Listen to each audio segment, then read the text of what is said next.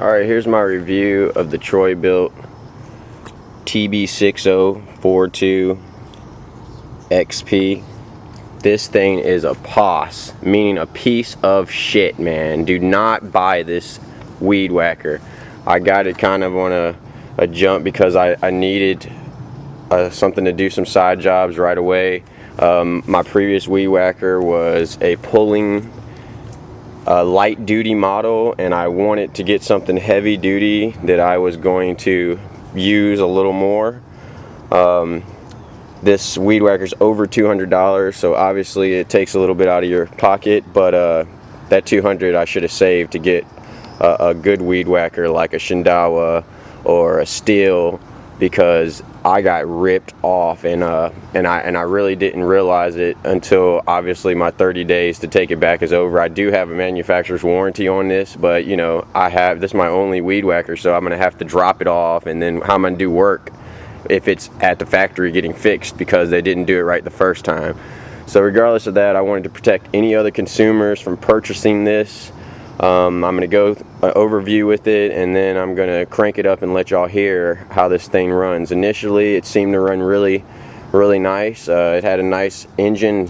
It's a 4-cycle engine, meaning that I don't have to mix any gas mix, and I thought that would be convenient, but really it's an insignificant feature to the fact that obviously the engine can't handle you doing any work with it. You better make sure you change your oil before each use. It has a weird feature on the back that's supposed to be some jump start feature, but you have to buy an extra piece in order to do it.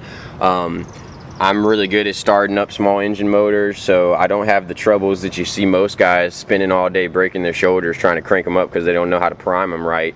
I can't say that it doesn't start up, but when it does start up, it runs rough now, and I've really only had it for about 2 months and really have only used it maybe 20 work hours, if that.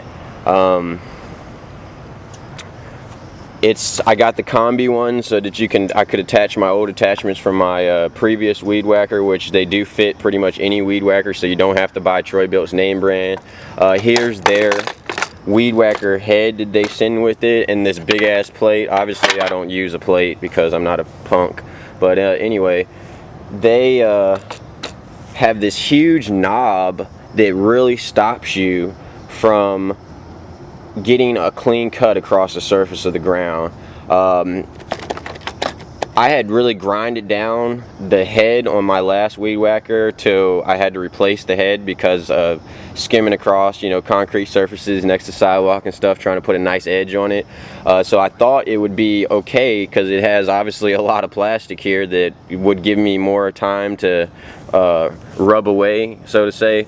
But I don't like it because it's really hard to get that clean cut. It's almost like you have to put it at a tilt in order to actually get it. I mean, look how far that thing is down. I mean, that is like an extra head on there that's stopping you from getting a good cut.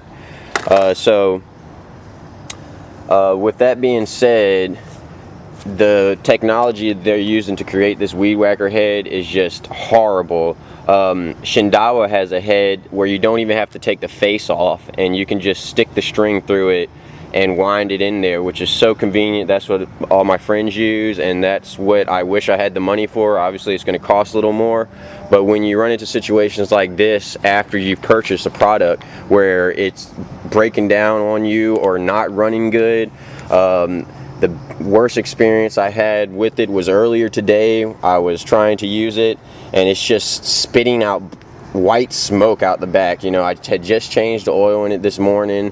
It's supposed to be just fine. I'm talking about my pulling that I had. I didn't baby it at all, and that thing was a beast. Like I said, that was a light duty model. This is supposed to be a heavy duty model, Troy-Bilt, and it really is sorry. It is a sorry thing. With that being said, I'm gonna go ahead and crank it up and let you listen to it and see that after about 2 months of use, it starts to make this like whining, rattling noise when I start it up, as if it's just as ready to kick out on me. It's just done working now, with that built-in obsolescence that we all experience from manufacturers now, because they don't want their products to last, because if they last, then you won't have to buy another one again.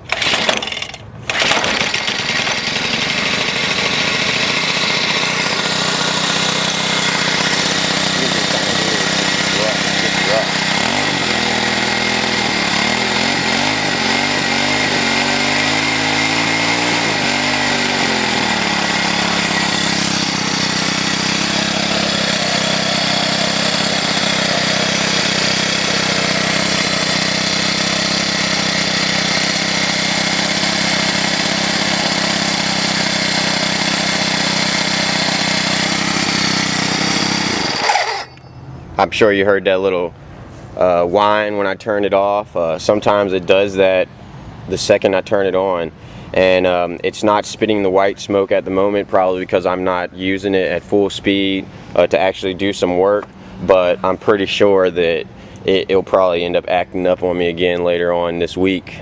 But back to the Weed Whacker head and the face and the plate on it. I mean, look at this thing.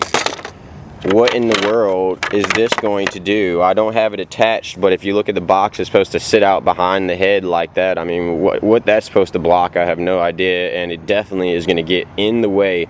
The designers they have designing this equipment must not have the consumer or the workman in mind. This was a complete rip-off, and I just wanted to protect any other consumer from purchasing it, despite their selling point of not having to mix gas. Don't be lazy. Mix your gas with your 2-cycle engines. The 2-cycle works way better, and that's why most Weed Whacker manufacturers are still using that model, because the 4-cycle just is not working for this thing. Not to mention, it weighs a ton. So if you're using it all day, you're going to get tired using it. And obviously, if you've taken your hard-earned money to invest in a piece of equipment that you want to use consecutively, it's really discouraging when after a few months of use it's starting to give you problems. Heavy duty use Weed Whacker, it hasn't taken much work at all for it to start to give me problems. So do not buy a Troy built TB6042 that's worth contributing to, because this is not worth the money that's been put into building it, or the resources that they used in manufacturing it. So that's all I got to say. Another key point I forgot to mention is that the gas cap is a pain in the ass to put on there, and you have to get it flush, and then you have to kung fu grip it and twist it on there tight. And obviously when it's hot outside and you're trying to put more gas to get your job done and get out, it's really frustrating to have it being so tight. The way they manufactured the cap that sits on the gas tank into these holes and screw this thing back off, because you will not be able to do it with your hand. You will break your thumb trying to get this gas cap off if you tighten it. And if you tighten it just good enough where you know you can get it off, it will leak all over your truck, it will leak all over you. So it has to be tight, and then it's really hard to get back off. Just do not buy this model of Weed Whacker. Just don't do it to yourself.